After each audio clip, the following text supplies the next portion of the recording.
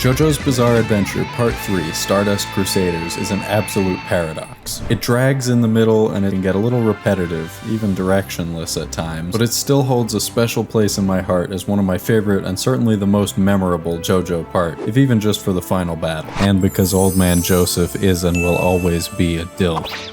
But did you know that the 2015 David production version is actually the 2.5th time this part has been adapted to animation, and there was actually a short series published in the 90s that made some absolutely confounding creative decisions and featured some early work from someone who later became a highly renowned director and a name that you probably know? You did? Well, keep it to yourself next time. JoJo's Bizarre Adventure was a 6-episode OVA miniseries released on VHS in 1993 by Studio It takes a section of the manga and condenses it down into just 6 episodes, cutting out massive sections of the original story and changing the tone drastically at times. If you're one of those people who couldn't get through part 3 because it's too long and repetitive, try watching this version instead. It trims basically all the fat and the cartilage and a good portion of the muscle and rips out like half the bones and chucks them in the incinerator. I love watching things that are so bad it's good and things that are so good it's good, and this is somehow both. So come along with me on this crusade and we'll find out why the original JoJo anime is a perplexing cinematic masterpiece. By treating it as its own standalone piece of fiction and comparing it to the more recent version from David production, which I think people are more familiar with. Warning, the following video has been deemed too epic for YouTube. It got age restricted, which killed its momentum at the peak of its popularity. This version has been lightly edited. For transparency, whenever there's a chunk missing, you'll see this screen. If you want to watch the fully uncensored version, it's available on my newly created Patreon page. More on that a little later. For anyone who doesn't know, JoJo's Bizarre Adventure is a manga series by Hirohiko Araki that began in 1987 and is still publishing Part 9 at the time of recording. It follows the ongoing legacy of an epic rivalry between a pair of British chaps named Jonathan Joestar and Dio Brando, who played rugby together for a while, then the latter of whom became an immortal vampire god and continued to terrorize his extended family for the rest of eternity by mind-controlling a veritable army of flamboyant freaks to mess with them. And he invented stands, which are usually a magic dude made out of spirit energy that comes out of your back and fights for you with some sort of special psychic power and who can only be seen by other stand users, but sometimes they're also a bunch of spiky purple vines that can grab onto things and or divine seemingly any type of information through physical media, or a giant boat created by a gorilla that can both be seen and walked on by any ordinary person, apparently. Just to give a couple examples. Each part follows the adventures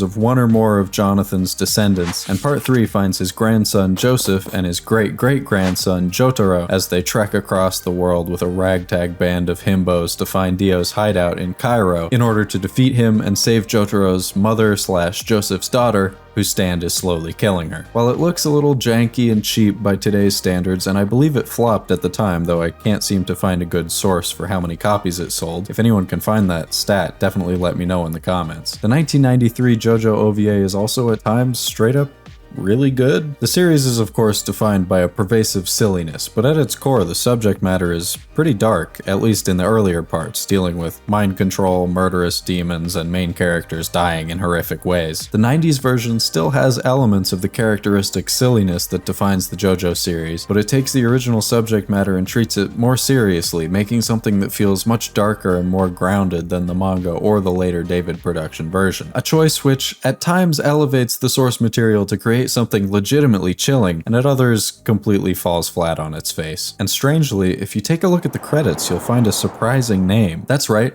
doing key animation for a few episodes and securing one of his first ever directing credits on episode 5 is visionary director Satoshi Kon, who of course was best known for his mind-bending, surrealist, psychological thrillers like Perfect Blue and Paprika. So make sure to stick around for that, because that's the real reason I decided to make this video. I think it's actually a really interesting look into the creative visionary that Kon would later become, contrasted with the content of JoJo, which is pretty much the exact opposite of the type of story that became emblematic of his style. Anyway, we'll talk about that a little more later. For now, let's jump right into this goofy ass mess with episode 8.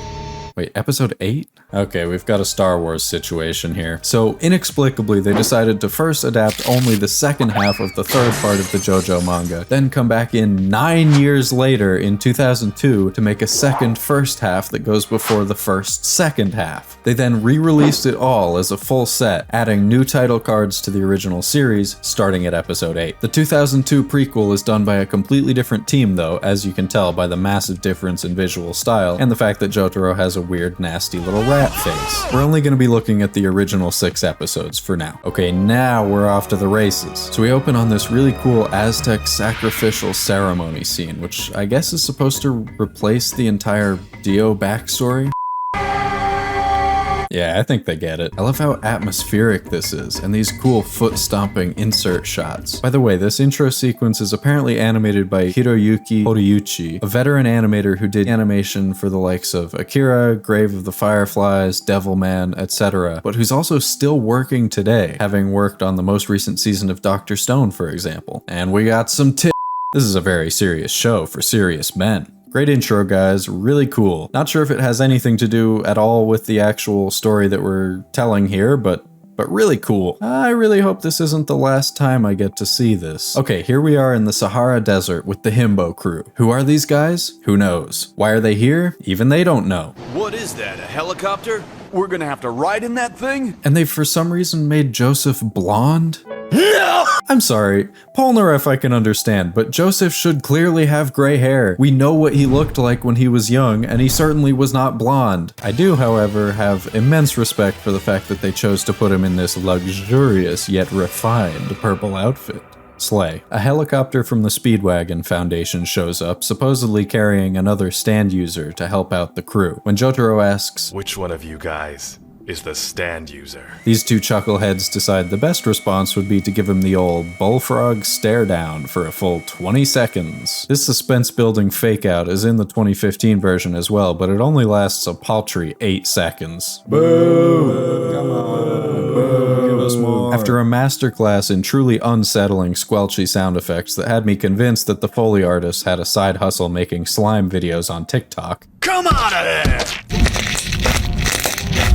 Iggy the dog makes his first appearance, and a truly terrifying one, I might add. I'm a big fan of the way they have the camera fly around all erratic-like, bouncing off the walls. I'm a fan of mischief. It really gives a deeply unhinged feeling to this motion. In the 2015 version, it's more of a standard push-in with some pulsation and speed lines, which get the idea of the motion across just fine, but I just can't get over how much the added bizarre jerky movements give you an instant impression of this Iggy character as a freaky little freak. Now, this is a good time to mention that the 2015 David production version of the show is incredibly faithful to the original manga, to a fault. And this is pretty much exactly how it's depicted in the manga, panel for panel. And that's fair enough. But I think there's also something to be said for the ability to take advantage of the differences between media. In the 93 version, the crew saw an opportunity here to enhance the dynamics of this motion in a way that can only be conveyed through moving pictures. Now, not all of these creative choices and deviations from the source material are as beneficial, as we've already seen and will continue to see, believe you me. But I think this is an example of one that works really well. Okay, on a related note, we gotta talk about the elephant in the room, or the Boston Terrier in the helicopter, if you will.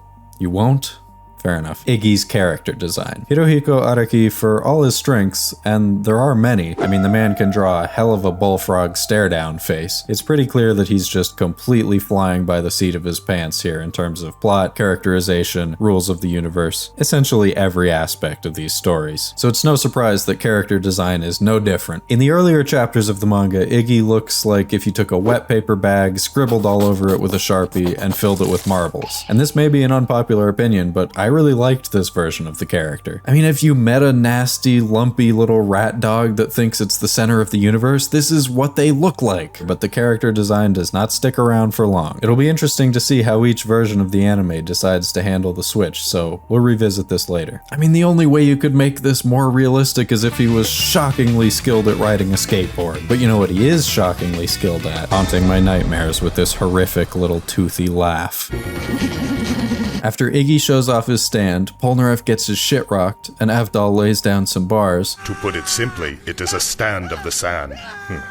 Bars! The Speedwagon Foundation goons inform Joseph that his daughter only has 2 weeks left to live. Again, I cannot stress enough that there is no context whatsoever here. A viewer going in blind at this moment would only know that there's someone with a scary mask named Dio, Joseph's daughter is dying of some sort of medical condition, which the keen-eyed may connect to this brief scene in the opening title sequence, and that these strapping lads are presumably going to do something about it? Who knows what?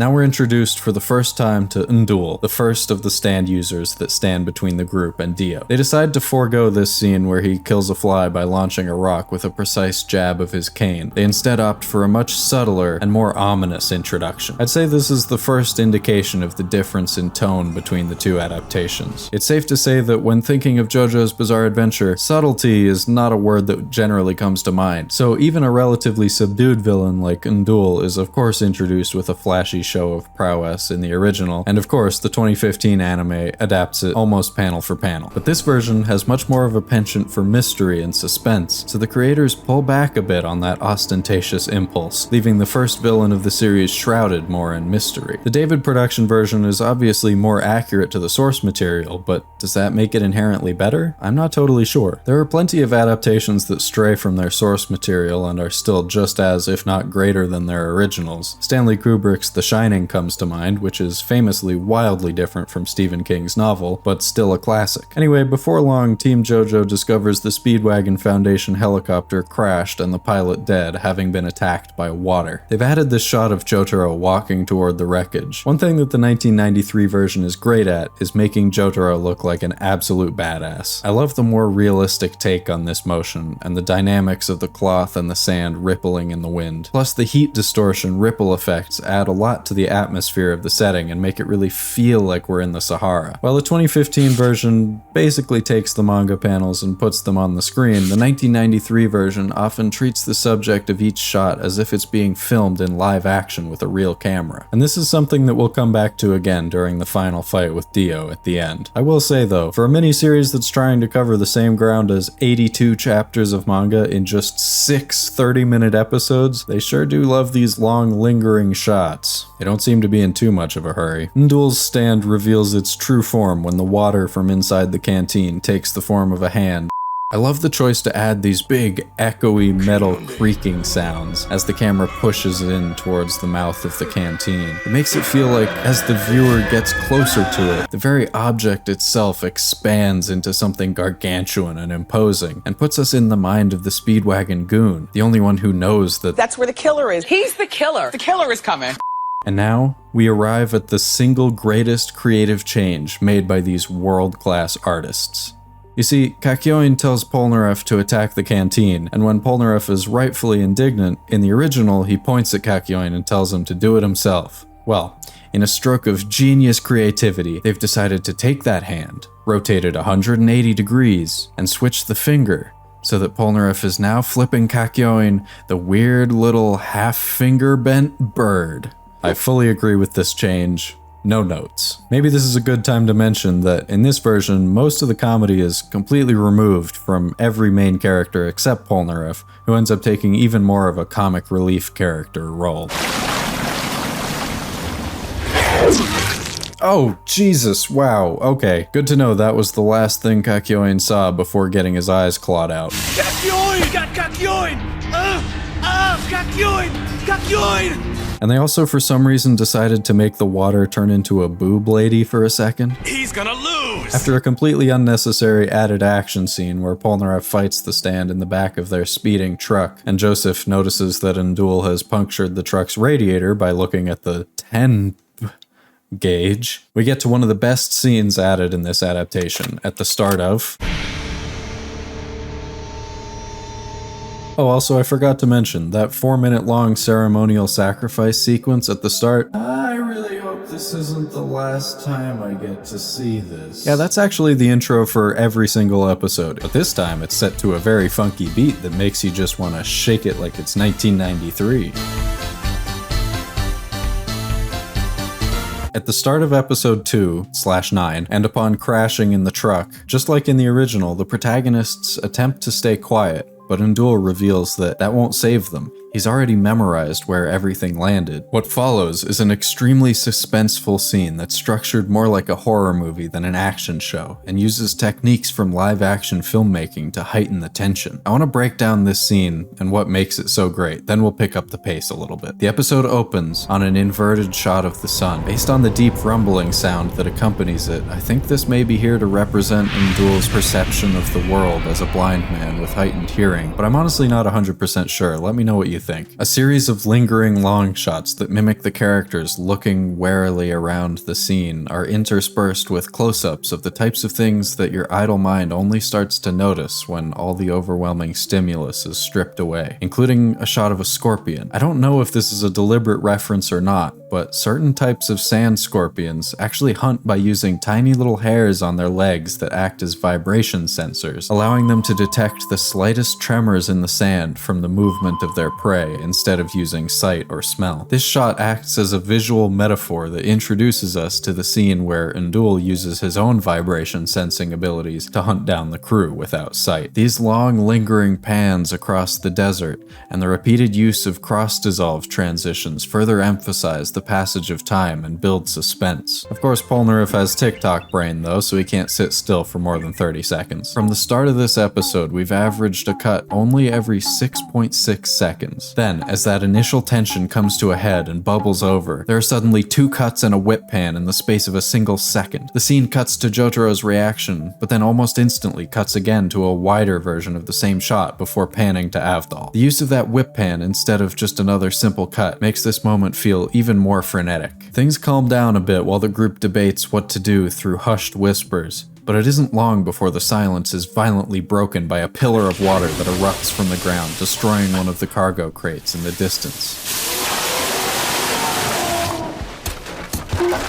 After the sudden disruption, the scene falls back into silence. But a few seconds later, it happens again, but a little bit closer this time. Now the scene is punctuated at regular intervals by these sudden bursts of destructive force, and the characters begin to realize not only that Ndul is playing a methodical game of Battleship from somewhere else in the desert, narrowing down the handful of impacts that he felt to figure out which ones were the cargo and which ones were the people, but also that he's making his way toward the box on which Polnareff is precariously perched. As the tension builds, it's cut with a little bit of classic Jojo comedy.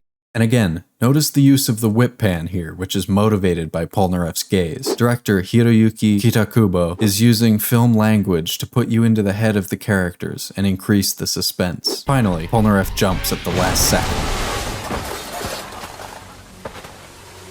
Monster in the House, a term popularized by Blake Snyder in his screenwriting book Save the Cat, is an extremely pervasive type of horror story characterized by a character or set of characters trapped in a confined area with a monster of some kind. Alien is a Monster in the House movie, so are Psycho and the Birds, so are Godzilla, arguably, and Jurassic Park, and so is this scene. In this case, the monster is Ndul's stand, a supernatural creature that's able to traverse the terrain invisibly, and the house is the desert. Without the functioning truck, the characters are stranded with no escape and no option other than to outwit and defeat the monster. This legendary scene from Jurassic Park builds tension in a very similar way. Initially, all is quiet. In fact, notice just how unrealistically quiet it is, even though we're in a metal box in the middle of a rainstorm.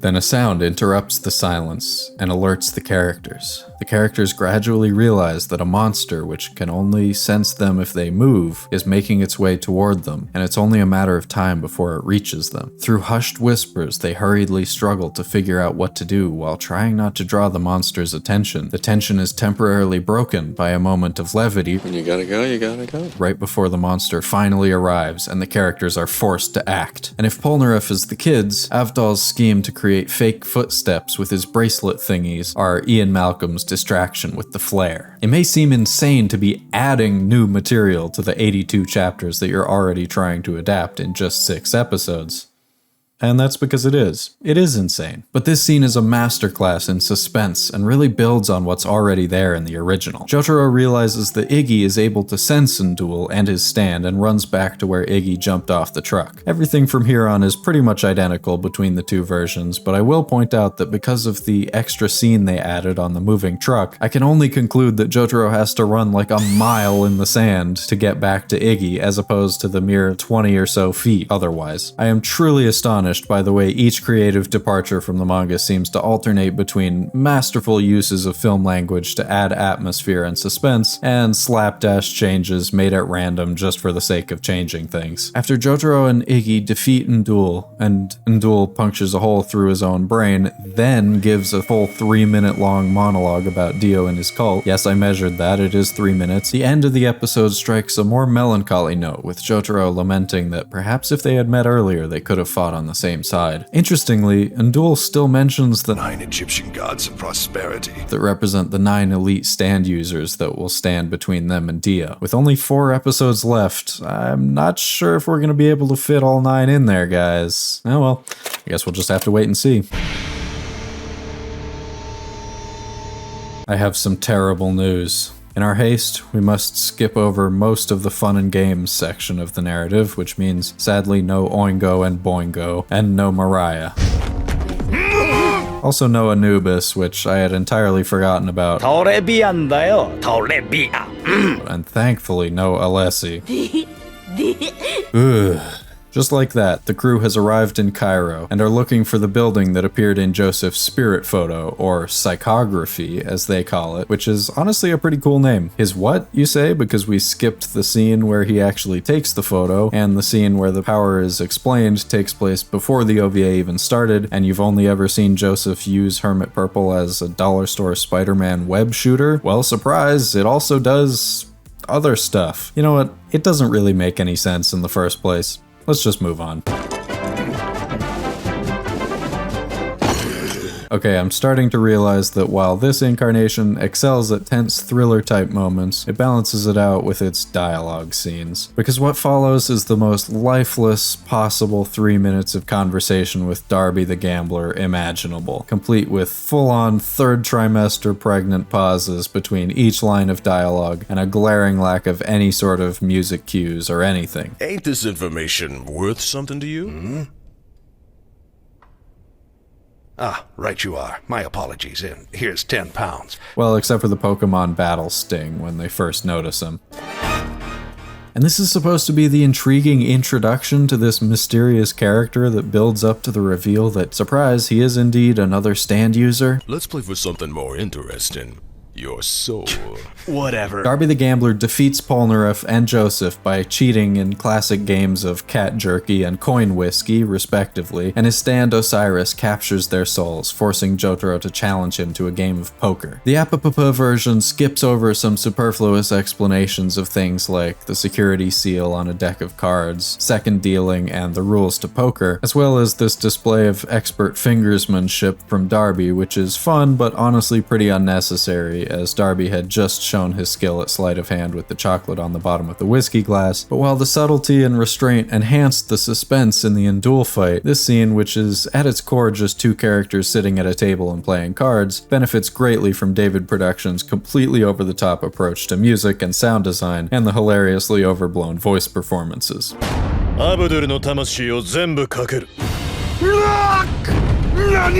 Darby continues to cheat, but to little effect, because in a stunning show of confidence, Jotaro goes all in with not only his own soul, but also the souls of Avdol and Kakyoin, who's away in a hospital somewhere. He bluffs by showing his unparalleled speed with Star Platinum, using it to light a cigarette, then fetch a drink, all in the blink of an eye. When Darby begins to wonder if Jotaro would be able to use that speed to switch out all 5 cards without him noticing, Jotaro bets the soul of his own mother, Holly, and pressures Darby to promise to reveal reveal the secret of Dio's stand if he loses. This pushes Darby over the edge and reduces him to a sniveling wretch unable to call Jotaro's bluff. And just like that, the 1993 version is back in the competition. As Darby loses his cool, we switch from telephoto to wide-angle shots, and for the first time we get a low-angle shot of Jotaro where the simulated camera is essentially embedded into the surface of the table, making him look like a massive statue towering over Darby. This guy is a high schooler, by the way. Finally, Jotaro is the one in control of the scene, and the cinematography emphasizes that. In true 90s OVA style, the animation here suddenly gets incredible, dynamic, and really accentuates the sweat pouring down Darby's face, far beyond the usual cartoonish little drop. That was weird. Instead of cutting quickly between several different angles that are mostly just single drawings like the 2015 version, we again follow classical filmmaking traditions and hold on an extreme close-up of his face. The Passion of Joan of Arc is a French silent film from 1928 by Danish director Carl Theodor Dreyer, which follows the historical accounts of Joan of Arc's trial and eventual execution after being captured by English loyalists toward the end of the 100 Years' War. It's renowned as a landmark of cinema for the legendary performance from actress Renée Jean Falconetti, who never acted in another film before or since, and for its revolutionary use of the close-up shot. Being an art form that evolved directly from stage plays, early film was mostly made up of long shots. While filmmakers started using close-up shots in the early 20th century, they mostly served as insert shots to give more information about or to emphasize an object. Passion of Joan of Arc, however, was composed almost entirely of close-up shots that focused unwaveringly on Falconetti's face and forced the audience to feel the anguish displayed on it. But as ELİF AKÇALI writes, at least I hope I got close with the pronunciation, this use does not simply emphasize the sorrow and pain of the protagonist, but it also functions as a metaphor in the narrative. Especially in the long trial scene, Joan is isolated, trapped, judged, and put on display. She is alone against others at all times. Whoa, okay, I don't know what happened there. My silly little anime video almost just got eaten by some sort of academic hogwash. Anyway, we hold on an extreme close-up of his face and let the audience sit with the anguish displayed on it. Where he was previously in control at all times, now Darby is isolated, trapped, judged, and put on display. I also really love this interpretation of the scene where David Production takes this panel and renders it in a completely different art style, making it look like Darby's soul is leaving his own body, turning him literally as white as a sheet. And this is just way funnier.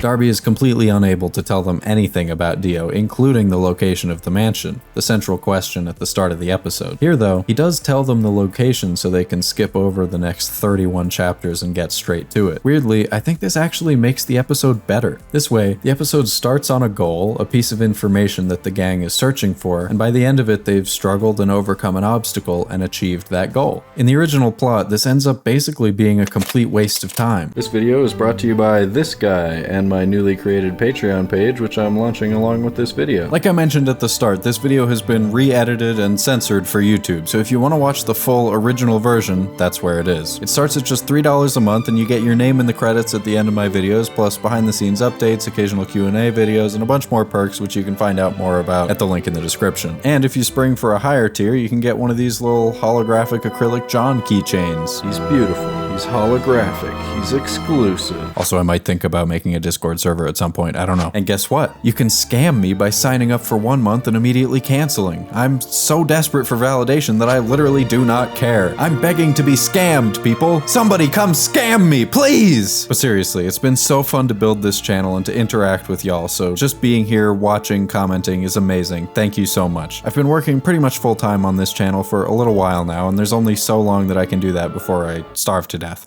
But I'm actually right on the cusp of reaching the point where I can at least barely pay my monthly bills, which is a point I never really thought I'd be able to reach. So if you do have a few extra bucks laying around and choose to use them to help support the channel and give me the privilege of being able to keep making these videos for the foreseeable future, thank you so much. Now back to the video.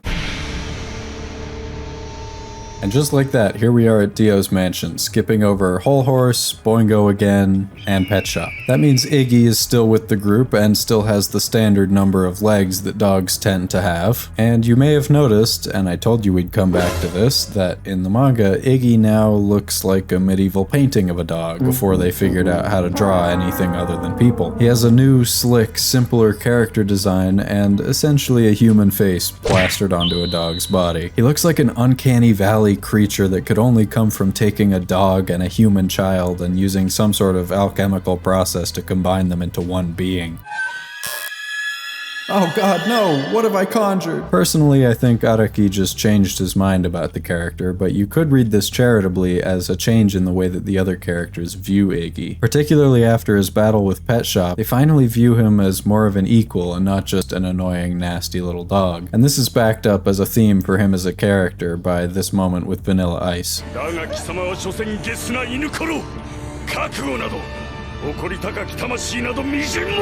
This seems to be the interpretation that the 2015 version goes with, because faithful as ever, they also redesign Iggy here. They could have easily just used this design the whole way through. The 1993 version, however, keeps him just the way he was. Instead of another stand user who happens to be a dog, this feels more like a dog who happens to be a stand user. And this is totally subjective, but I just find that dynamic a bit funnier and more interesting. Also, this version just creeps me out, somehow even more than the original.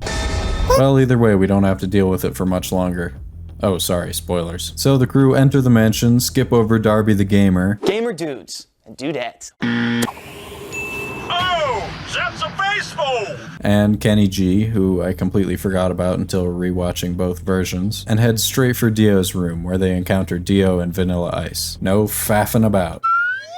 Oh, holy shit, he's all legs. Looks like that pink guy from Monsters, Inc. And here we encounter one of the biggest flaws in the Apapapa version. Dio's voice. No hate to the late Nobuo Tanaka or anything, but after hearing the 2015 version, Takehito Koyasu is Dio.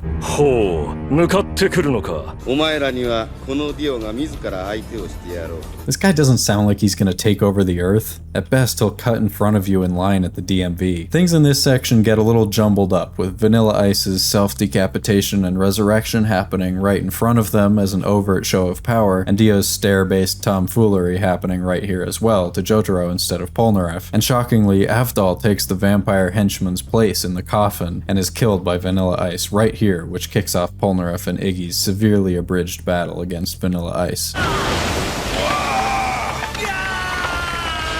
Unfortunately, one casualty of this fight being jammed into one episode instead of 3 is this incredibly tense scene where Polnareff and Iggy lie heavily injured in the center of a large room while Vanilla Ice, unwilling to poke his head out of his pocket dimension to see where they are, spirals around the room like a needle on a record player, destroying everything in his path and gradually closing in on the two of them. Remember the OVA original scene from the second episode that I compared to Jurassic Park? Well, this scene is a perfect reflection of that one. The invisible monster is unsure of our hero's exact location and is using a process of elimination to find them. Just like last time, Polnareff has a little time to think, but not much, and there's a clear visual indication of how little time is left. The difference is, this time, Avdol isn't there to save him with a diversion. With Avdol dead, Polnareff has to not only step out of his shadow and find a way to outsmart Vanilla Ice and not let Avdol's death be in vain, but to do it, he also has to work together with Iggy, who was originally his sworn enemy. These two scenes work so well as capstones on either end of Polnareff's character arc that I'm personally hurt that they don't both exist in one single version of the series. Avdol and Iggy's deaths end up being very sudden, both happening within this one episode. And on the one hand, this makes them all the more shocking and helps further emphasize how much more dangerous Dio's mansion is than anywhere they've been so far. I mean, they walk in and just like that, two main characters are dead. On the other hand, their deaths do end up feeling very rushed, with Avdol suddenly blurting out this little monologue that just screams, "I'm about to die." The battle we are about to begin, no matter what the outcome, I have no regrets. I am here because I want no regrets. Right before opening the coffin. The only way it could have been more telegraphed is if he had handed Polnareff one of his wrist thingies and said, "In case I don't make it out of here, give this to my wife back home." And Polnareff replied, You can give it to her yourself. And Iggy, instead of heroically and intentionally giving his life to save Polnareff, just kinda gets surprise murked. Meanwhile, since Jotaro got yeeted through a wall, Joseph is now alone with Dio, who just revealed that he needs Joseph's blood to fully control the body of his grandfather, Jonathan Joestar, which he's currently inhabiting. Luckily, Kakyoin makes his triumphant return to rescue Joseph. In the manga, he had reappeared at the entrance to the mansion, but I think this change works. It means he gets even less screen time than the already pathetic amount he would have had, but who doesn't love a dramatic return right at a critical moment? Okay, now this is the whole reason we're here in the first place. Satoshi Kon was a highly renowned animator, manga artist, and film director, best known for masterpieces like Perfect Blue, Paprika, Millennium Actress, and Paranoia Agent. His work is highly recognizable for its themes and style, and tends to be characterized by the mixture of fiction and reality, explorations of the unreliability of human perception, and a fascination with cinema and the entertainment industry in general. He often crafted mind-bending psychological thrillers that look inward at the subjective, interior human experience, rather than taking an objective external view, and depicted incredibly surreal subject matter through a realistic lens. While in college in 1984, Kon self-published his first short manga, Toriko, and quickly gained the attention of none other than Katsuhiro Otomo, the creator of Akira, and was hired as an assistant artist for the manga. In 1991, he got his first animation work as a key animator and background designer for Rojin Z, a film about a robot hospital bed that decides to turn into a giant apparatus of destruction, which was written by Otomo, directed by Hiroyuki Kitakubo, who, spoiler alert, also directed the next and final episode of the series, and produced by Studio Appapapa. He worked on one more movie in a similar capacity before landing his first ever directing credit, episode 5/12 of JoJo's Bizarre Adventure, which happens to also be the one that is this one that we're looking at right now. Being a loud and over-the-top action comedy, JoJo is just about as far as you could get from the type of thoughtful and mind-bending but grounded psychological thrillers that would later define Kon's style. But with so-called auteurs, or artists with a clear, overarching creative vision, you can often find traces of that style even in their early work. And this episode is no different. In fact, I think the best example comes right at the start of the episode, when Dio carjacks an American senator and forces him to drive so that he can catch up to Joseph and Kakyoin.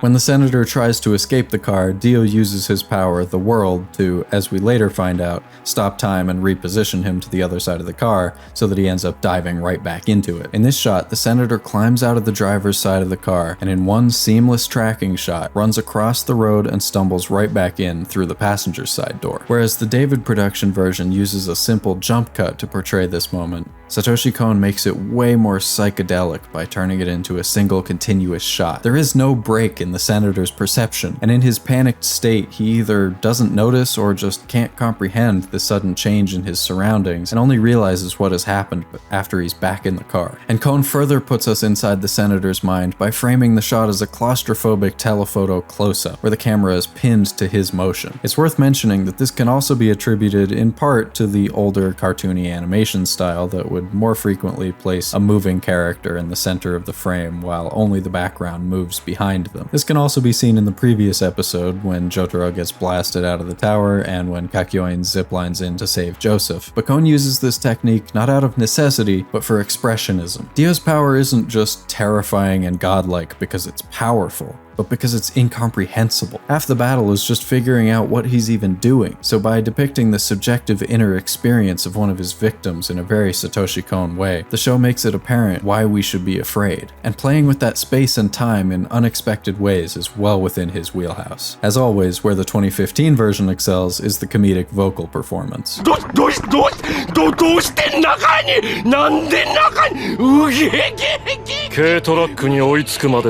Meanwhile, Jotaro wraps up some casual broken ribs and says this. I guess you're badass enough to be my opponent, all right.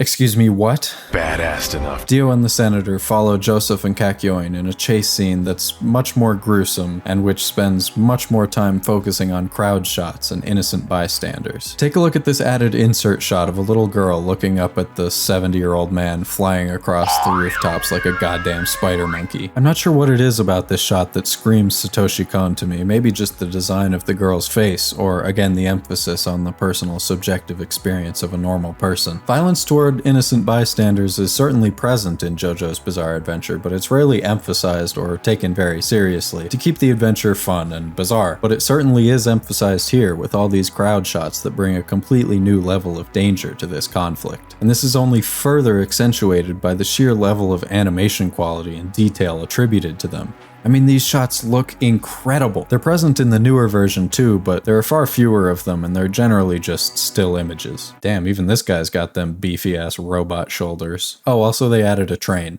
so that's cool. After a game of catch with the senator, and I mean with as in using, not accompanied by, Dio continues to chase Joseph while Kakyoin sets up an ambush, and oh, Joseph has like a 30-foot vertical leap now, I guess. I get that Dio can fly, but I thought Joseph had to use his vines to swing around. It's fine. Now it's David Productions' turn to make a departure from the source material. Dio uses the power of the world to stop time, evade Kakyoin's ambush, and kill him, all in an instant. With the last moments of his life, Kakyoin figures out the secret to the world's power, and uses his last ounce of energy to send a message to Joseph by destroying a clock tower and, in a sense, stopping time. In the manga and the 1993 version, this is the moment where we finally get to see Dio's power from his perspective. But the 2015 version holds out just a little bit longer, only showing the instant that Kakyoin is suddenly hurtling through the air with a massive hole through his chest. They allow you to figure out Dio's power along with Kakyoin and Joseph, only to come back and show that scene again from Dio's perspective once Joseph has figured out the secret. This makes the reveal that much more dramatic, an actual creative change from David Production. Good on ya. And thus concludes our total 10 minutes and 24 seconds of screen time for Kakyoin. Out of a total 3 hours. And I'm counting this as screen time. And almost a minute of it is just this. Justice for Kakyoin. The 2015 version is unparalleled in terms of hype.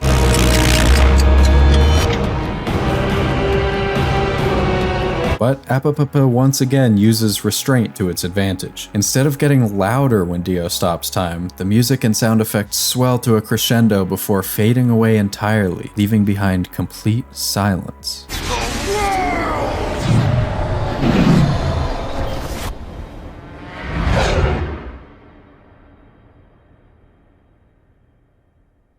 That, combined with this cool metallic muffling effect, Die, Kakyoin!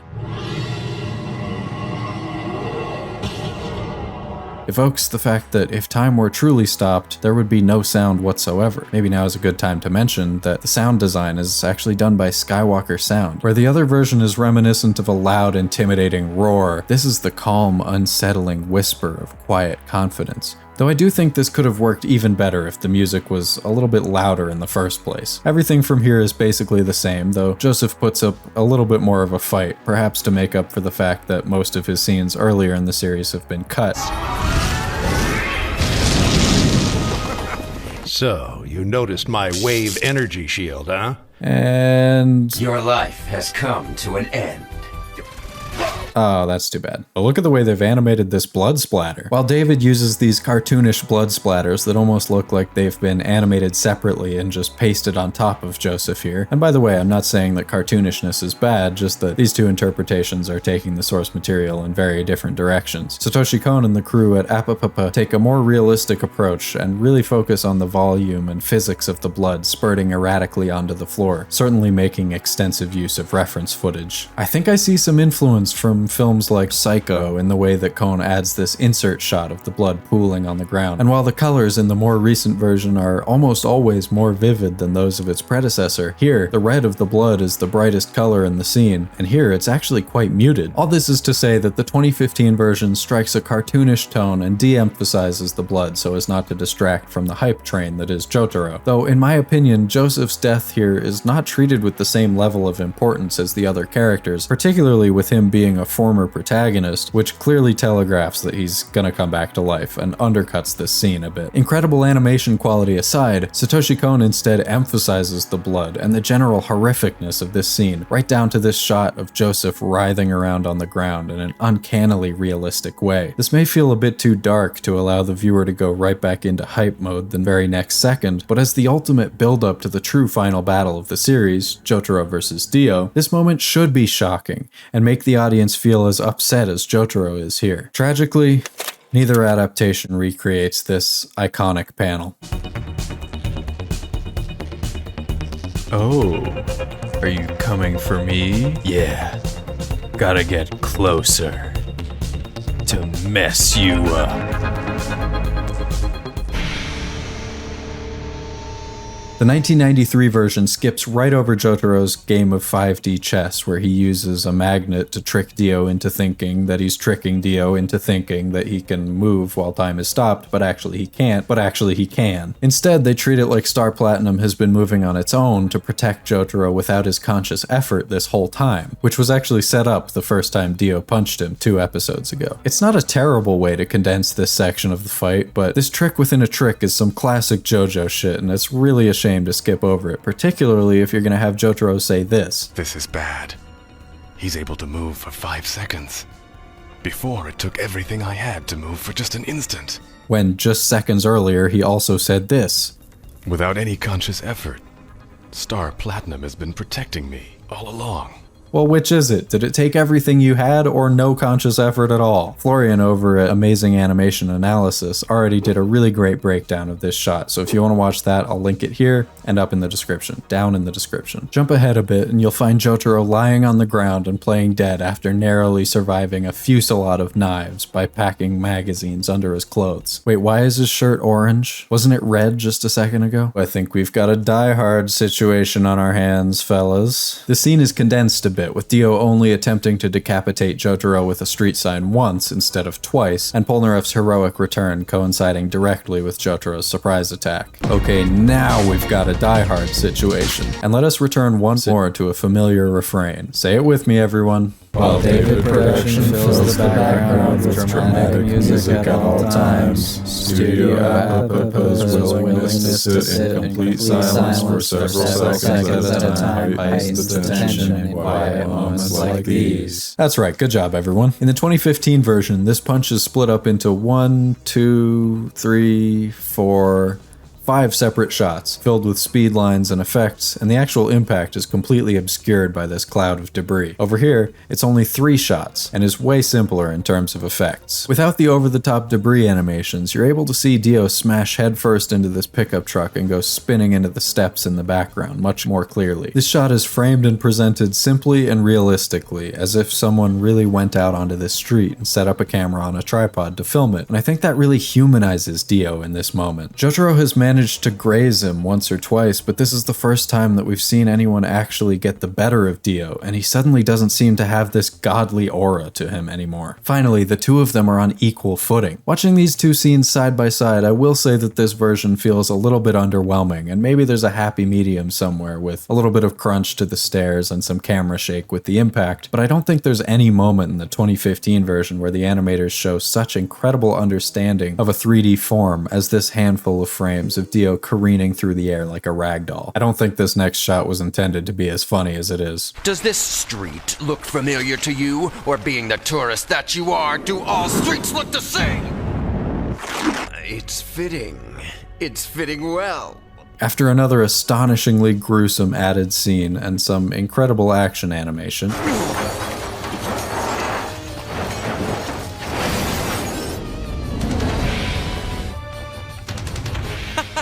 It feels great!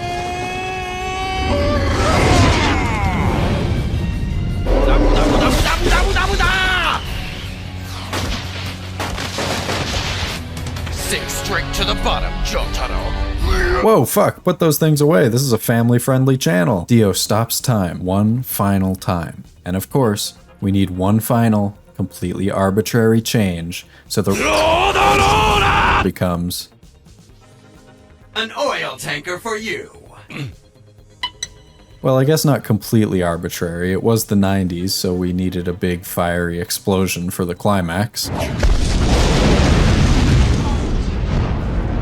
Okay, now we've got a after 6 long episodes, 4 villains, and the adventure of a lifetime, it all comes down to this. As it turns out, all Jotaro needs to become the strongest stand user in the entire world is to get really, really pissed off.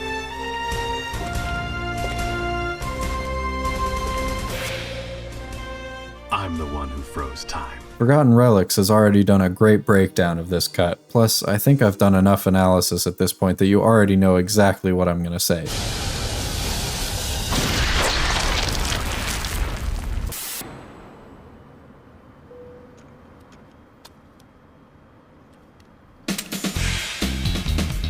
Now that's how you end a series. Well, we've done it. Stardust Crusaders is a bit of a mystery wrapped in an enigma. It's a transitional section that straddles the line between the manly, campy action-adventure of parts 1 and 2 and the more focused, twinkish sitcom elements of the later series. And it really drags in the middle and seems completely unsure of what to do with Kakyoin and Iggy throughout. Still, what it lacks in structure and focus, it makes up in wacky antics and sheer intoxicating, flamboyant grandiosity. While neither adaptation is perfect, looking at the two side by side gives a great view of how a strong creative vision is like this Roman candle I had to drive across state lines to buy just for this joke. Even if you point it in the wrong direction, you're still gonna end up with something unforgettable. The 2015 David production adaptation takes a safe route by taking basically every panel of the manga, putting it to bright and stylized, if a little stiff, animation, and coating it all in a thick, gooey layer of pure weapons-grade auditory hype. And how could that be wrong? On the other hand, this OVA may sort of miss the point of what we were all here for in the first place, taking this goofy, bombastic story, grounding it in reality, and turning it into essentially an action thriller, but as its own individual piece of art, it's actually pretty good in a completely different way, and at times I would say even better. While each individual drawing looks a bit dated and less detailed, the animation is in general actually more fluid, with more motion and in-between frames, and a much better understanding of 3D space. And the directors, particularly Satoshi Kon, often draw on classic film language and conventions to create a ton of moments that are legitimately chilling. That said, treated as a completely separate piece of art, it's also fundamentally unwatchable. It drops you into the middle of a story, gives you almost none of the character backstories or motivations, or even much of the plot, and expects you to either already know what's going on or just go with the flow. Remember back at the beginning when Indul made a point of mentioning the 9 Egyptian gods represented by 9 elite stand users? How many of them do you think we got to meet? 2! Including himself. The only other one was Darby the Gambler. Now, why would you not just remove that line if you know you don't have time to cover even a quarter of them? So, I'm not really sure where that leaves us, but I think in a way a paradox of an adaptation is fitting for such a paradox of a story. It's clear to see that there were some really passionate and creative people working on this show, even if the fundamental decisions at the core of its creation are confusing, bafflingly senseless, one might even say bizarre, but that's why. Yeah, and then the video is going to loop like a TikTok, so it loops back around too. And that's why the original Jojo anime is a perplexing cinematic masterpiece, and then that just loops for 10 hours, and I just farm watch time, baby. Oh shit, is this still recording? If you want to go watch the OVA, I'd really recommend it, even after this video. I've covered a lot of it, but believe me, there's still a ton of stuff I cut or just skipped over entirely. Okay, seriously, if you've made it this far, thank you so much for watching. If you want to support me doing things like spending a good chunk of my day counting the seconds that Kakyoin is on screen, feel free to drop a like, subscribe, hit the bell, all that YouTube stuff. This is a bit of an experiment with a completely different type of video than I've done before, and I put a boatload of time into it, so it really means a lot to me.